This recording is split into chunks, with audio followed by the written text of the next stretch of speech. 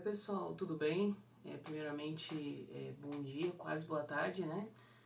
Nosso terceiro dia do ano aí, a gente acorda aqui no Brasil com uma notícia geopolítica de cunho interessante, num sentido não da significação dela, mas nas transformações geopolíticas, né? Eu tenho conversado muito com meus amigos sobre isso, sobre como eu vejo o cenário mundial para ir para as últimas, para a próxima década, né? É muito importante a gente entender que para a gente fazer uma análise geopolítica, não é que eu tenho que ser neutro, até porque nenhum ser humano é neutro, né? Nós precisamos fazer uma análise fria do que é apresentado dentro do cenário mundial, né, para você conseguir ter uma visão mais técnica do que ideológica, certo? Que são visões diferentes e, ao mesmo tempo, conhecer os conceitos, né, das ideologias presentes. Eu não vou explicar aqui o significado de ideologias ou demonstração de posicionamento ideológico, mas uma análise técnica. Então, essa é uma análise rasa e técnica, por conta que a gente está falando de um vídeo para o Instagram. Se fosse para o YouTube, a gente podia fazer um maior aí, talvez no futuro eu faça, até mesmo porque a gente precisa ver quais são os próximos movimentos, né?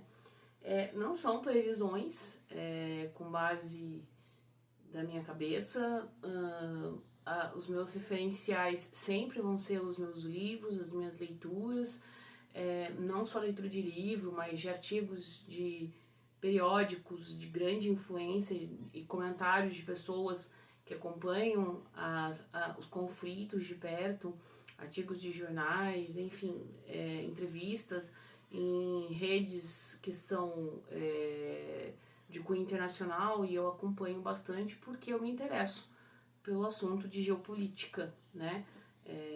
Não só para que eu tenha muita responsabilidade para o que eu passo em sala de aula, mas também para estar me atualizando, né?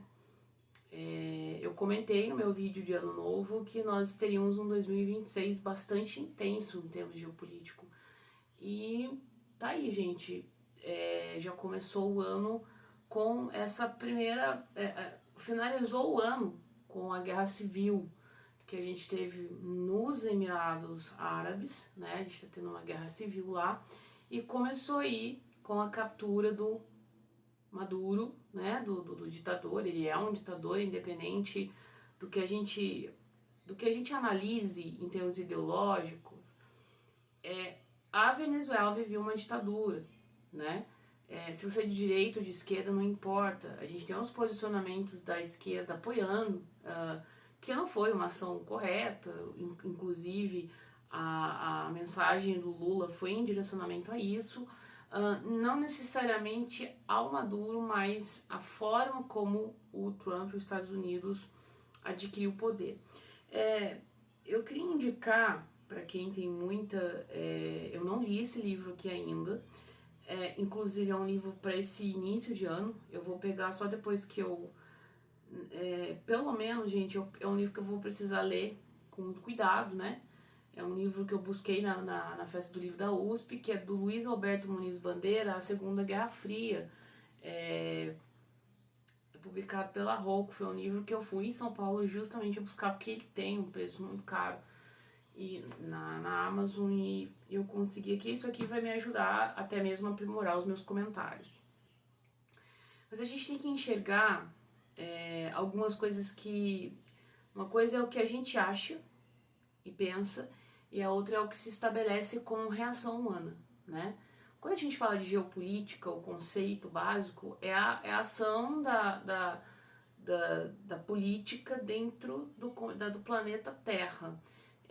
Tem inclusive um novo conceito que eu disse que eu não vou explicar aqui, que é astropolítica, que é quando você vai para fora do planeta, né, e disputa sobre territórios de Marte, Lua, que também faz parte, tá, gente? A gente teve aí na Guerra Fria uma corrida espacial, né, e provavelmente a gente vai reviver isso daqui a alguns anos, ou tá muito próximo a isso aí, né?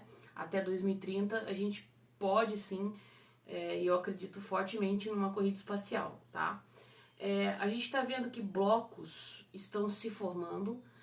Eu comentei também que a gente não teria mais aquela ideia de blocos parceiros fronteirísticos, como a gente tem Mercosul, União Europeia. Eu não estou falando que eles acabaram, mas agora a gente tem alianças fortalecidas por vieses econômicos, políticos e interesses sociais, como o BRICS, por exemplo, que é formado aí fundado pela Rússia, pelo Brasil, pela Índia, pela China e pela África do Sul, e hoje Irã, Indonésia, Emirados Árabes, enfim, fazem parte.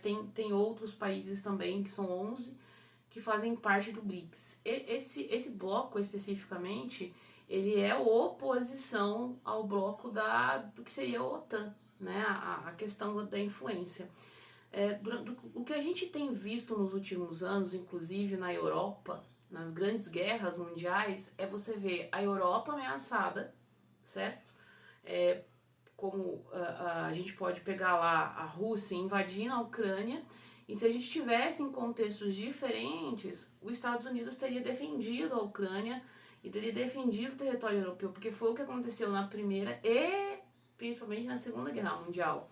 Havia um interesse dos Estados Unidos em manter a segurança da Europa, que por si só ela não está demonstrando interesses dispostos em se autoproteger, porque a gente tem um movimento ali, a gente já indo para o conflito mais antigo entre a Rússia e a Ucrânia, a gente tem esse alongamento do conflito e os Estados Unidos apenas tentando aí acordos diplomáticos que não tem nenhum tipo de resultado, porque o Donald Trump, ele é nacionalista, tá? Os republicanos ali nos Estados Unidos são nacionalistas, isso significa que o principal para eles é o fortalecimento do país, usando política imperialista, obviamente, não é se fechar para o mundo, é se isolar, mas focando nos interesses, nos seus interesses, para fortalecer o país. Por quê, Ludmilla?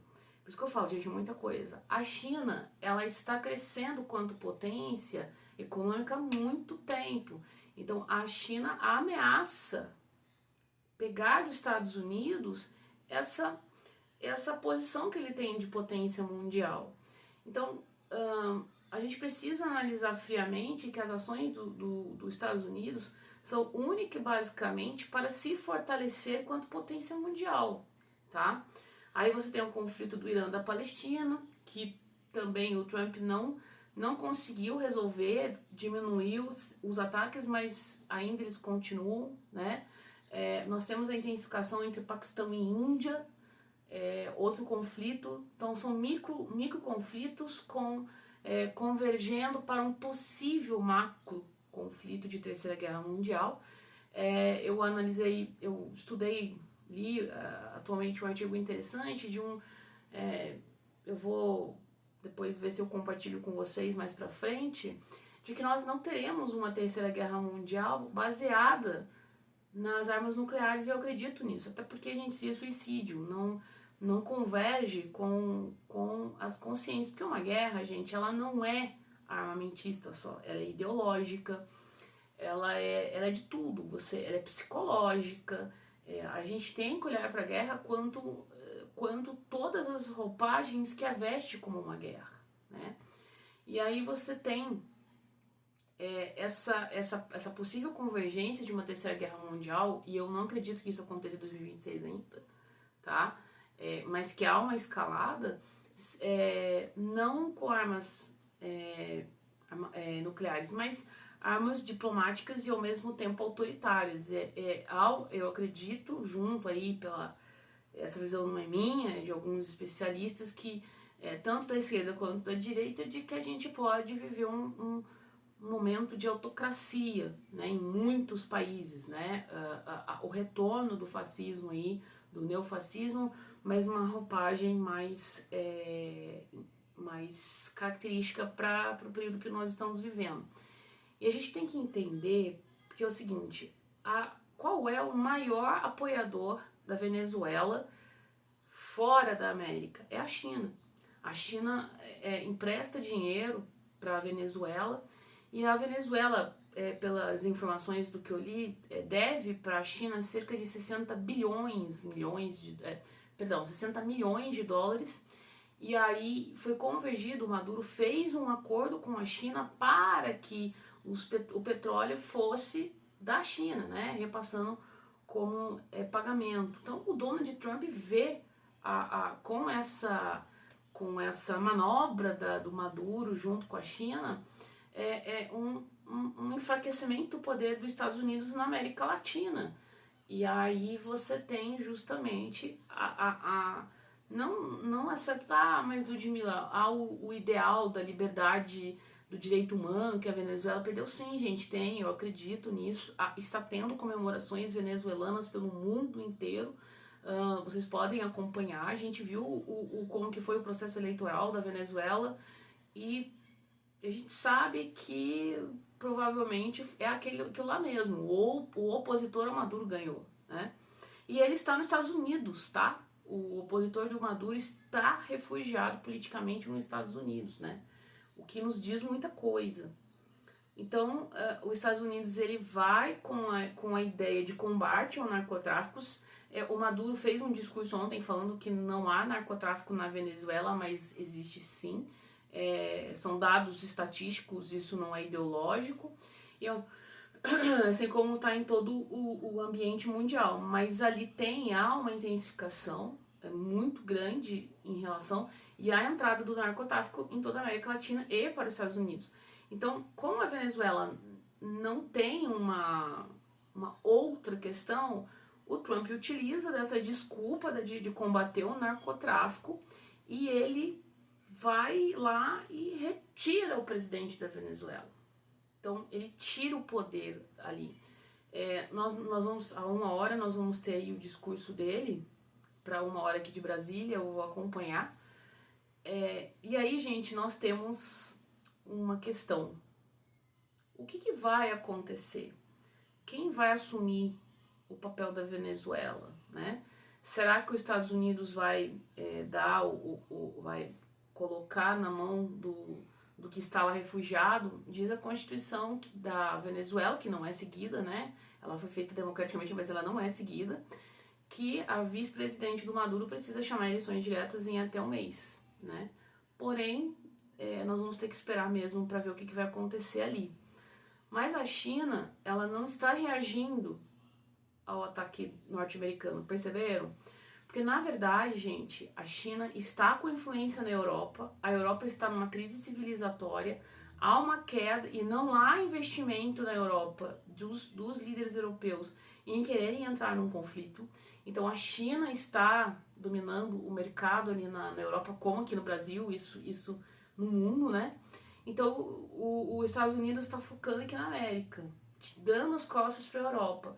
E uma coisa que o Xi Jinping tá querendo mesmo, o interesse agora da China é retomar Taiwan, né? E mais por uma questão de demonstrar força, porque a China perdeu Taiwan. Então você tem esses micros conflitos que se configuram e o porquê. Então é uma possível Segunda Guerra Fria, como propõe aqui o título desse livro, porque as grandes potências elas não se atacam, elas atacam aqueles que apoiam ela, que é o caso da Venezuela na China. Foi os Estados Unidos e ataca ali a Venezuela para diminuir o controle da China no petróleo. Então você tem esses pequenos controles. Então, esse primeiro vídeo, eu vou fazer mais vídeos de análise geopolítica, porque eu acho que eles são importantes, tá? E aí, gente, eu já tô chegando aqui no limite que vai dar aqui pro Instagram. Mas acompanhe as notícias aí e vão me seguindo aí que eu vou trazer mais pra vocês. Tchau, tchau.